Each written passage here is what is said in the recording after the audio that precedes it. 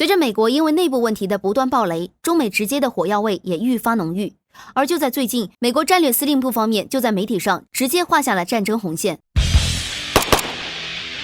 据美国网站防务新闻在当地时间8月9日报道称，美国上将战略司令部指挥官查尔斯·理查德在接受采访时明确表示，美军军力的强大是保证美国强大的重要支柱。如果美军的竞争对手在竞赛中超越美军，那么美军必然会不惜一切代价保证美军军力的优势，为此将不惜一战。实际上，美元、美军这两个美国霸权的主要支柱，美军作为核心力量，一直对另一支柱起到支撑作用。而在美国称霸全球的数十年以来，在中东、南美、亚太、东欧等地区，早已犯下的罪行早已罄竹难书。一旦美军不再能够保证自己的最强地位，那么等待美国的就是被群起而攻之。需要指出的是，美国作为曾经英国殖民地，在相当的一部分思想和文化上继承了曾经大英帝国的全球殖民思想。而在这一基础上，美国想到了一个全新的殖民方式——军事基地，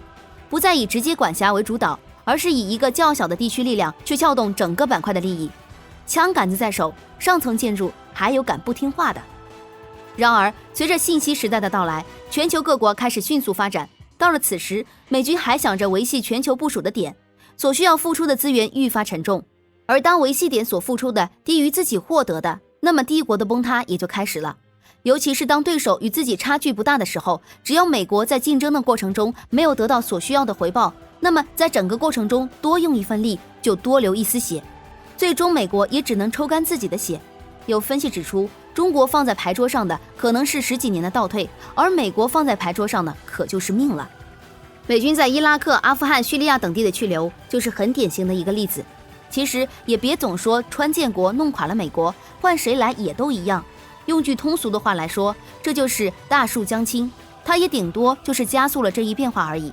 如果换到30年前的美国，特朗普一顿操作，说不定还真就成了。只能说，在一个错误的时间，选择了一个错误的敌人。值得一提的是，美军内部的问题近年来愈发明显，坠机、舰船着火、造船厂火灾、军事基地感染，一次又一次地冲击着美军的强大地位。而且因为制造业外移，美国本土工业早就出现了产业空心化现象。现如今，美国的霸权地位又还能靠美军撑多久？